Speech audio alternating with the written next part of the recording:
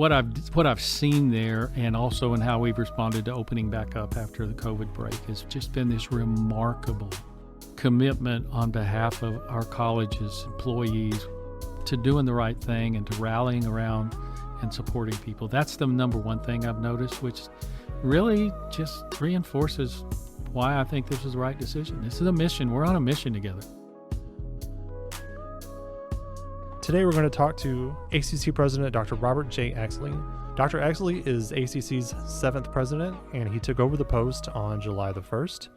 We're going to speak to him today about some of the challenges that he sees the college facing in the future, as well as what he's enjoyed about the job so far. First of all, let's introduce yourself. Kind of give us some of your background, how you got into education, and why you decided to come to ACC. Oh, I'll be glad to.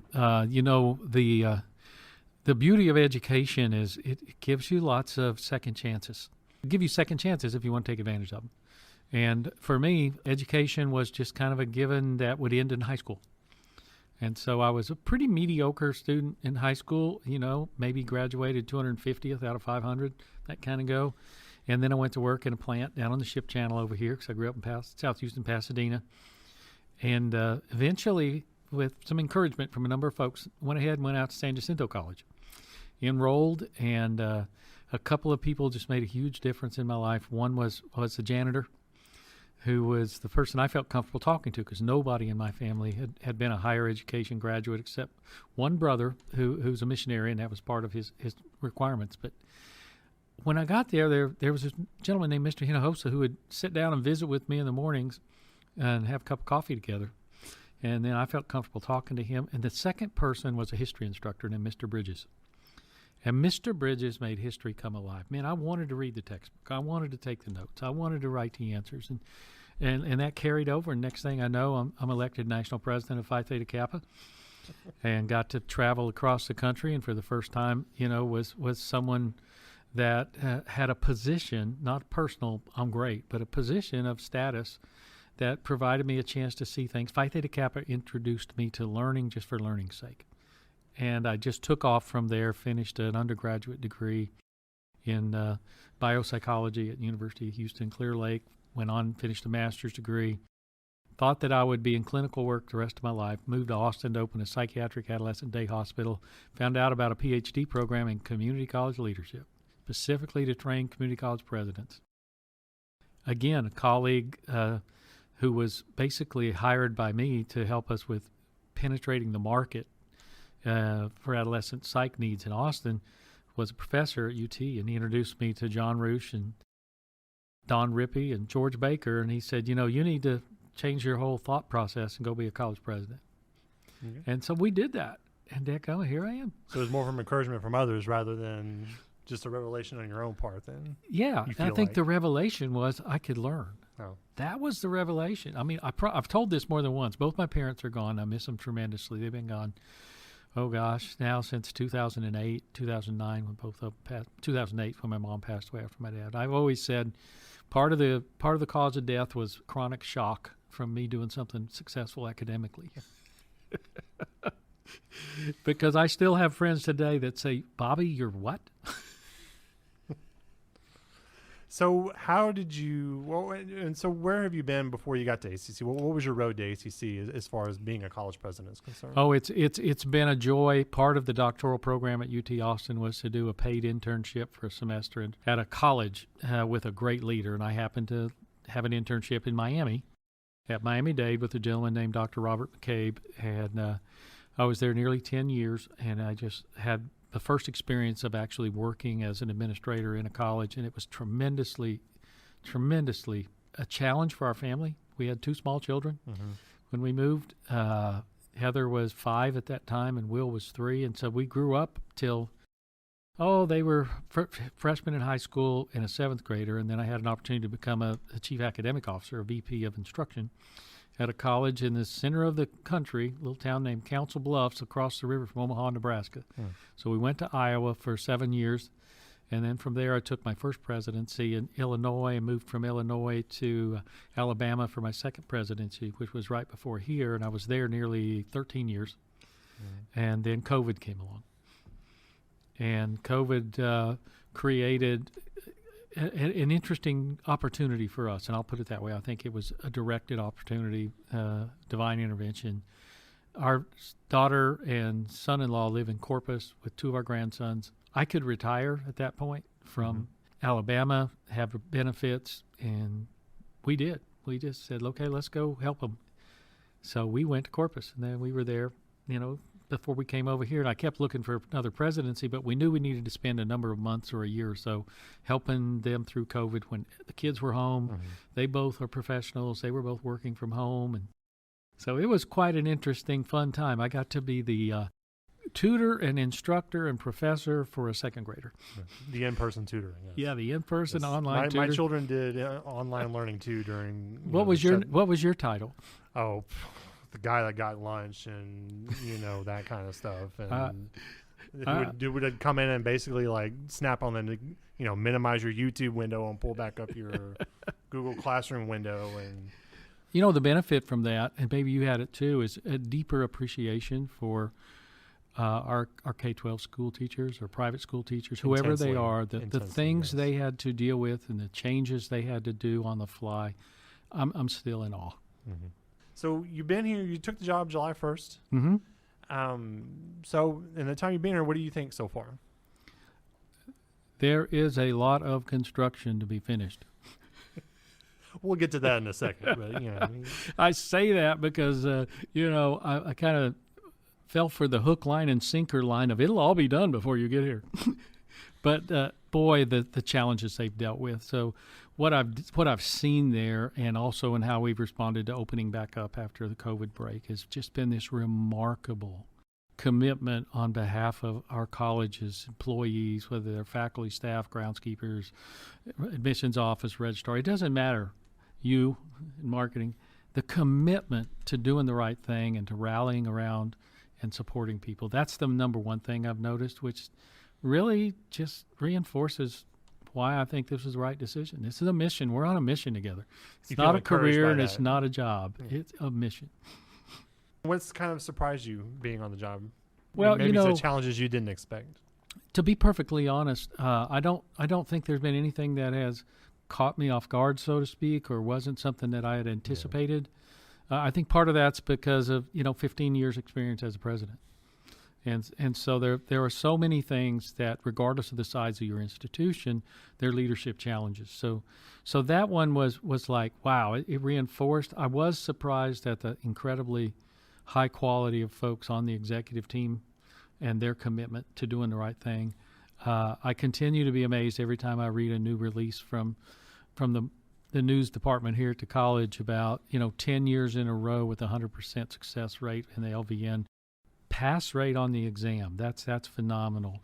The status of our psychology program of study, just on and on and on. There's things after things. That's been a very pleasant, enjoyable surprise. One thing that has been a little bit interesting to me, and maybe I didn't appreciate deeply enough, without a doubt, and we're in the same place as so many other schools, the ability to have the federal relief money basically get us through this tough time has created a sense of, wow, this is really doable.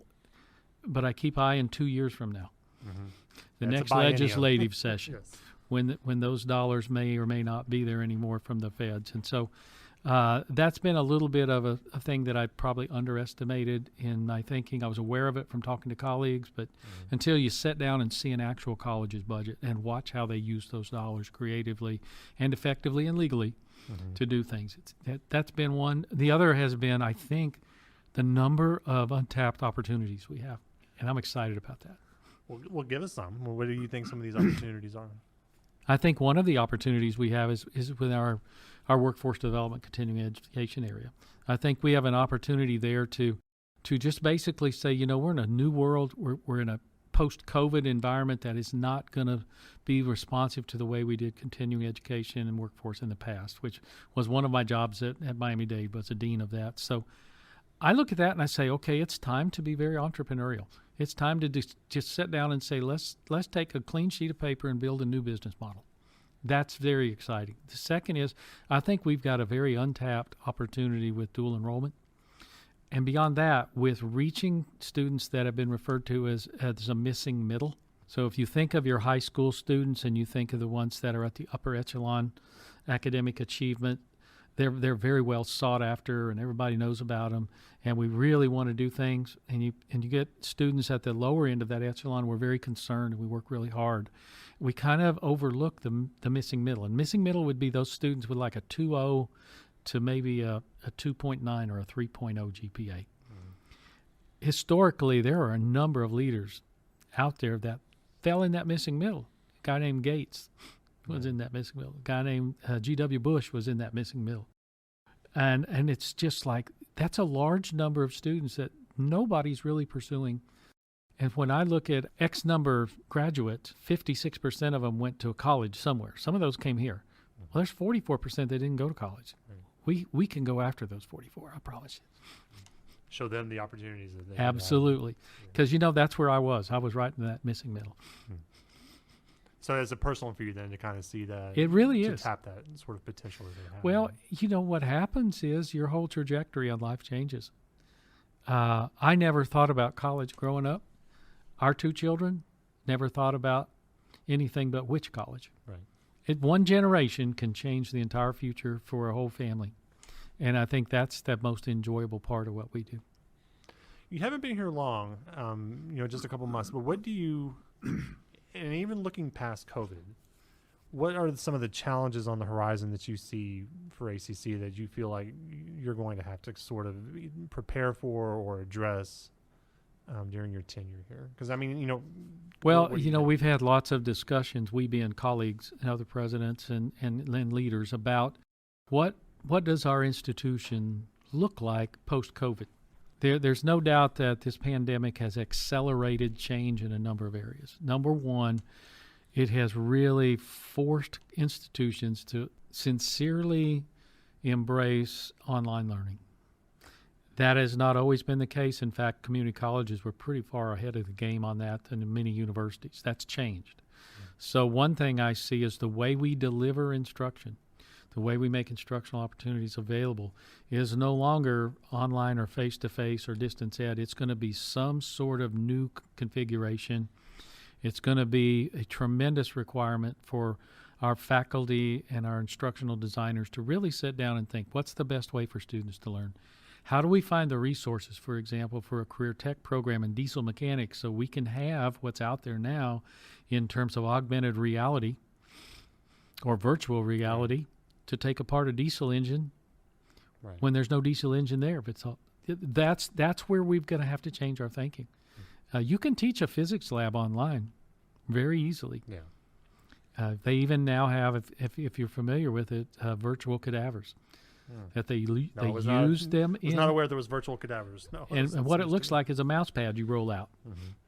And then each student with their own entryway in there, and it's usually a tablet computer, can look at that cadaver and decide, am I going to work on the muscles? Am I going to work on the bones? Am I going to work on the nervous system? Oh, I wonder what the heart looks like. And they have a stylus they can put into that virtual cadaver and pull out the heart and feel it beating in their fingers. That's the world. That's the challenge, is how do we design learning in the future? The second part of that is, what's the impact on our infrastructure? It's not like we're going to need a lot less money because we need fewer bricks and mortar. It's like we're going to need to think through the best way to use bricks and mortar and virtual together. That's a big planning challenge. Okay, so let's talk about the big one. If anybody were to walk on campus right now, they'd see, mounds of dirt and guys in construction hats walking around.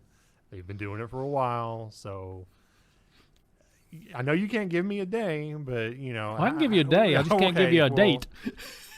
A date, a year. There will be a Thursday when everything's going to be beautiful. When or how long do you think it'll be before construction's finished on campus? In all honesty, we just took a tour of campus with one of our regions, and it gave that region a very, very different understanding of the challenges we face with old buildings when you take things apart and now you find another thing and then you find another thing. So I really honestly believe that by the middle of November, the 1st of December, there will probably be a completion that you see. Our next challenge is to plan the rededication and the reopening. Where we are right now is I just walked through e-building. E-building is going to be a whole different environment for people, and it's getting very, very It had close. the most radical change in our bond project. Yep, and the most significant part that we're finalizing now was where that old kitchen is. You know, we have to build a new wall, seal it off. We had to take asbestos out. We got all the asbestos out of there above the ceilings and all that kind of stuff, and that's requiring how to serve students, that grab and go stuff differently. So that's the last piece, is reconfiguring that. And then it's just putting the polishing and the finishing touches on. If you went over there now, you would see very clearly beautiful tile floors, entryway floors that deal with heading from the courtyard through the new front door, which is the old front door, but just two doors, straight past what's going to be an art gallery on one side, and you walk into that central area, and then you look across at a beautiful coffee bar.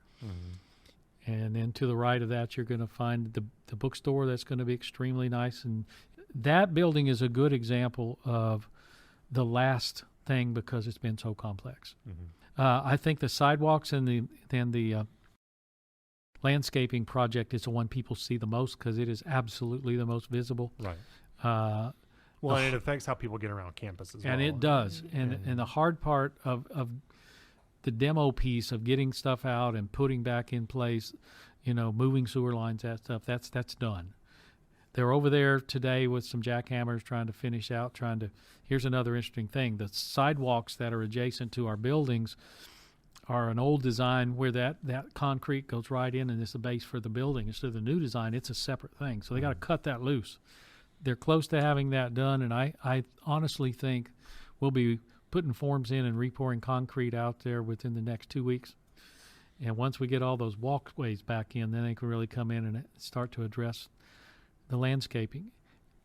That's absolutely critical for students to get around. The other piece we're aggressively addressing is identifying how to make sure we have the push-button operated access doors in the most busy buildings and enough of them so that people can get around easily. And then just had a meeting on that this morning to finalize some of that. So it's a moving target, as you know, but I do feel pretty confident that by middle of November, we're going to be able to say, wow, it does look good. So this semester was the first one where we had majority of instruction be face-to-face. It was for the first time, 18 months, I think, close to that, or 19 months, really. How do you feel the college has been dealing with that? I don't want to say transition back to normal because it's not back to normal beyond any means. But what do you feel like, or how do you feel like we've handled this transition to a more face-to-face environment as to what it was? Well, I've heard the term we're going to open the campus back up, and basically that's what we've done. We've reopened and started operations on campus, and I've been extremely impressed with the protocols that have been in place, with the managing of the numbers. And just before I came over here, I was taking a look at the numbers. And when I say the numbers, we're talking about the self-identified, I've been exposed to the virus, or I'm positive to the virus. And that leads to contact tracing and self-quarantine, blah, blah, blah. Clearly, once we opened back up with the convocation, those numbers really jumped way, way up. There's a steady trend down over the last 2.5, 3 weeks. That's got me very, very hopeful. We've managed that piece extraordinarily well. We've seen great support for requests for people to be careful, wear masks. It's not so much about I wear my mask when I'm out because of me. It's because I want to make sure I don't do anything to harm anyone else. Right. It's just that simple. And people have taken that.